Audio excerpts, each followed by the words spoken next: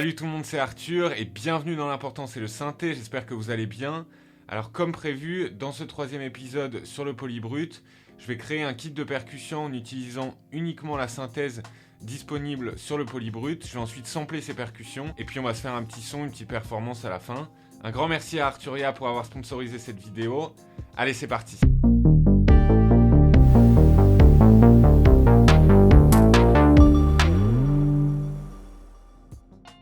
Donc comme je vous l'ai dit en intro, l'idée ça va être de créer un kit de percussion que je vais ensuite sampler dans ma MC707 que j'ai ici. Sur la piste que j'ai préparée sur la MC707, j'ai 16 emplacements disponibles pour un kit de batterie, donc ça fait beaucoup. Et pour éviter que cette vidéo soit trop longue, moi je vais vous montrer comment créer 4 percussions différentes. Et pour moi ces percussions c'est un peu les plus fondamentales. Donc on va avoir d'abord un kick, donc une grosse caisse. Ensuite, on va avoir un snare, donc une caisse claire.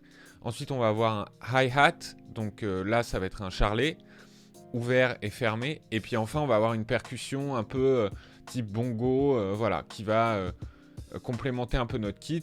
Et puis moi, en parallèle, je vais construire d'autres sons que je vais ensuite sampler. Et puis ça va nous permettre d'avoir un kit d'une dizaine de sons à peu près, avec lequel on va pouvoir créer des séquences. Donc on va commencer par la grosse caisse, donc le kick. Donc pour créer un kick, pour moi, il y a deux manières de créer un kick avec un synthé. Soit on utilise le filtre, soit on utilise une enveloppe qui va moduler le pitch, donc la hauteur tonale d'un de nos oscillateurs. Donc là, le but, ça va être de créer un kick un peu électronique, type 808, ce genre de choses-là. Donc sur le polybrut, là, j'ai un son par défaut. Donc on est bien loin du kick, mais en gros, un kick, comment ça marche? Il y a d'abord un impact, donc une transitoire, et ensuite, il y a une note grave, très basse, qui va durer plus ou moins selon si on veut un kick plutôt 808 ou plutôt un kick plutôt plus réaliste. Ce qu'il faut d'abord aller chercher, c'est une onde assez ronde. Donc moi, je vais prendre une onde triangle. Voilà. Donc là, elle passe dans le ladder filter uniquement. Et si j'augmente la résonance, donc le filtre va commencer à osciller. Et vous allez voir ce que ça donne quand je diminue le cutoff très brutalement. Un son très aigu qui est suivi par un son très grave qui est presque percussif. Et donc, ce mouvement du cutoff, il est très facile à reproduire avec l'enveloppe de filtre. Donc, j'augmente la profondeur de ma modulation. Je garde juste mon decay.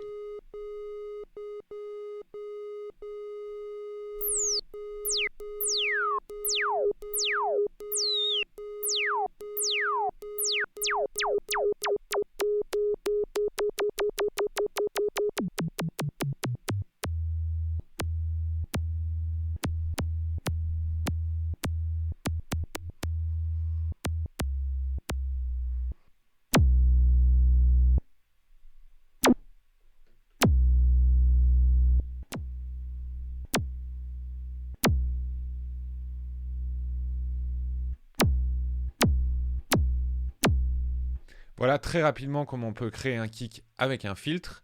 Donc ce kick là, maintenant je vais le sampler.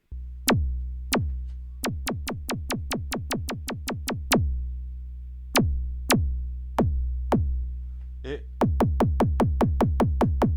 en découpant un petit peu l'attaque de mon sample où on entendait un petit peu trop la résonance du filtre, voilà ce que ça donne. On a un kick assez gras, assez lourd, qui ressemble presque à un kick de 808. Donc je vais enregistrer ce preset. Donc maintenant, je voudrais vous montrer une deuxième manière de créer ce kick.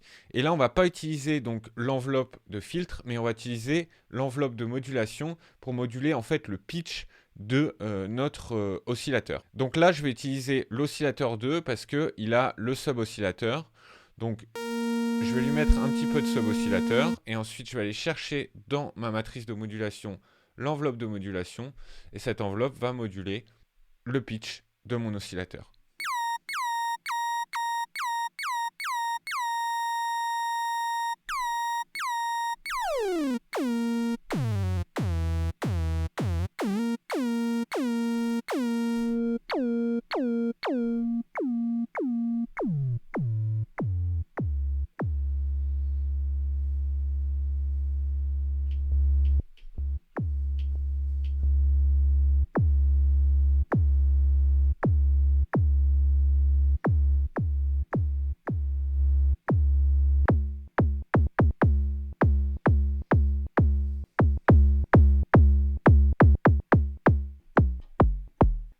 voilà ce qu'on a. Si on veut donner un peu de vie à notre sample, on peut lui mettre un petit peu de reverb.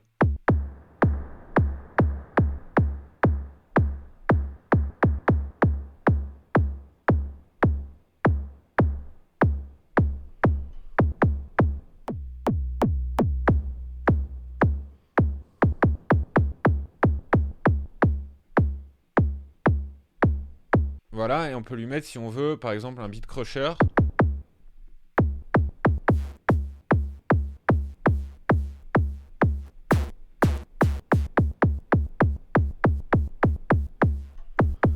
Voilà, ça me paraît pas mal, donc je vais sampler ça. Donc voilà ce que ça donne. J'ai mon premier kick et mon deuxième.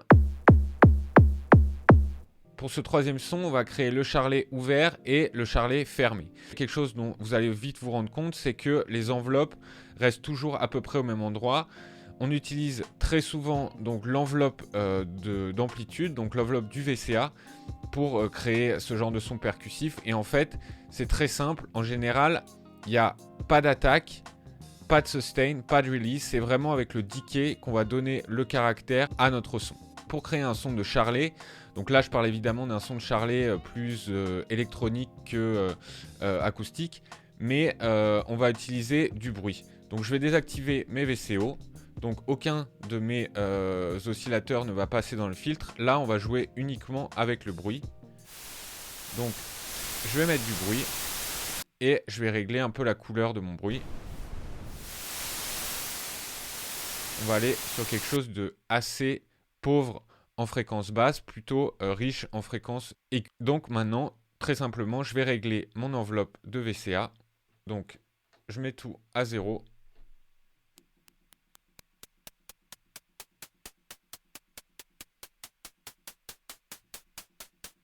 Donc maintenant que notre enveloppe est réglée, on va pouvoir jouer un petit peu avec les filtres. Donc je vais faire en sorte que mon bruit passe dans chacun des filtres. Et sur le Steiner Filter, c'est là que c'est assez intéressant. On va pouvoir utiliser le passband, le filtre en passband, plutôt qu'un filtre passe bas. Ça va nous permettre d'isoler plus précisément les fréquences que l'on veut utiliser pour notre hi-hat.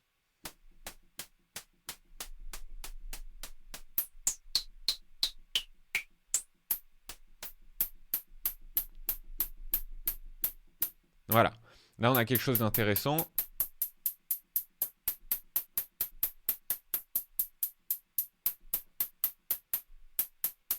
Le filtre est presque entré en oscillation, donc on a presque deux sons en un.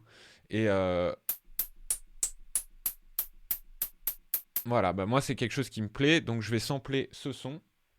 Et maintenant, à partir de ce son, juste en modifiant les enveloppes pour ne pas influer sur le caractère sonore de notre son, eh ben on va pouvoir créer le open hi-hat, donc le charlet ouvert.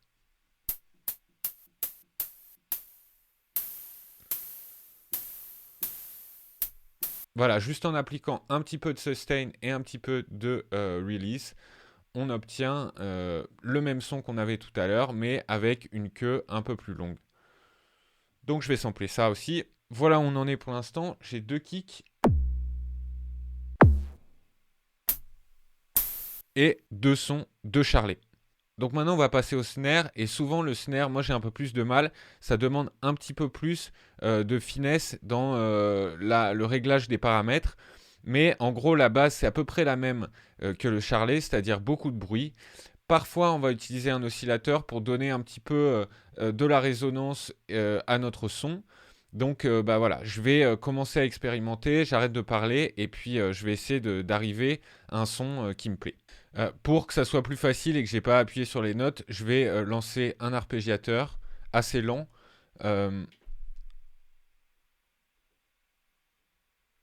Et je vais le mettre en hold, donc ça veut dire que j'aurai plus à toucher les notes.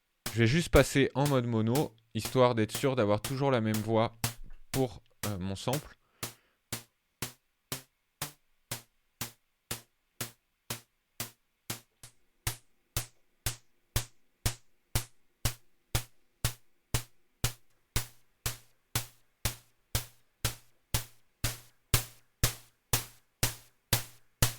Et là, je vais mettre un petit peu de délai pour simuler l'impact de la baguette.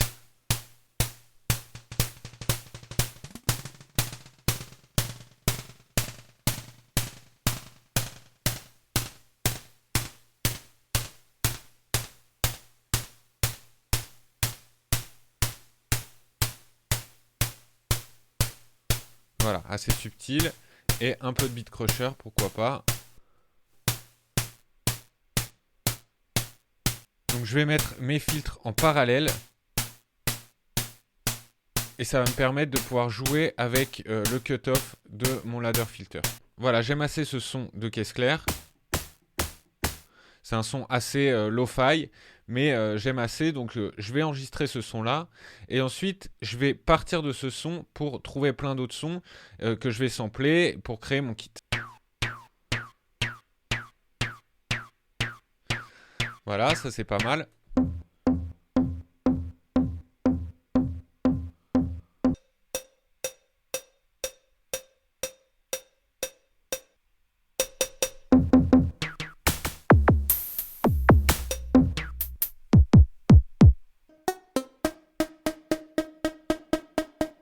Donc pour ce dernier son, je vais utiliser la fonction FM qui permet de moduler l'oscillateur 1 avec la fréquence de l'oscillateur 2. Ça va nous permettre de créer un son un peu typique de la FM qui est un peu une cloche, un son voilà, assez métallique.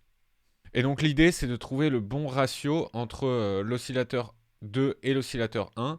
En général, on va utiliser plutôt des ondes triangulaires ou en sinus si elles sont disponibles, ce qui n'est pas le cas ici. Avec des ondes triangulaires, normalement on peut s'en sortir si on les filtre un peu.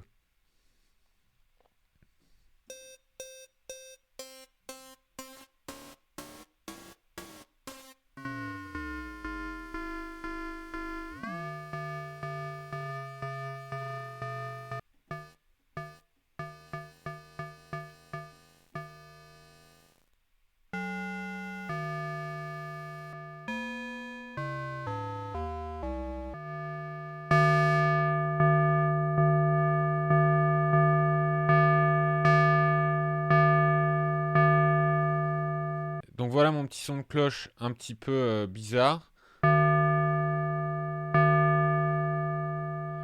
Et je vais le sampler.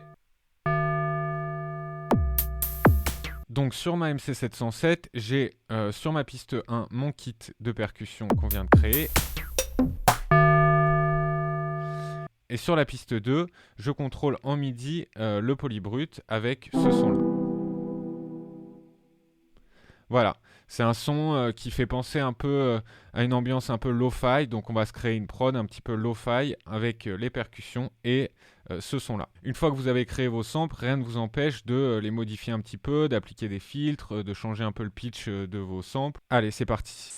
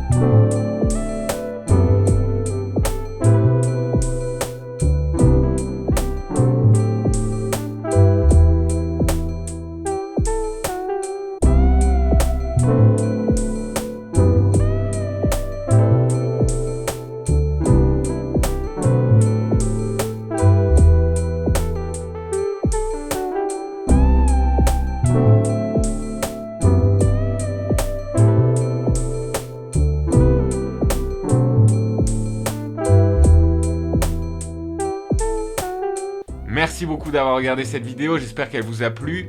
Si c'est le cas, n'hésitez pas à liker et à vous abonner au channel d'AudioFanzine. Vous pouvez aussi nous suivre sur Instagram et me suivre personnellement si ça vous intéresse de savoir ce que je fais en dehors des vidéos d'AudioFanzine. Voilà, moi je vous dis à la prochaine. N'oubliez pas que l'important, c'est le synthé. Allez, ciao!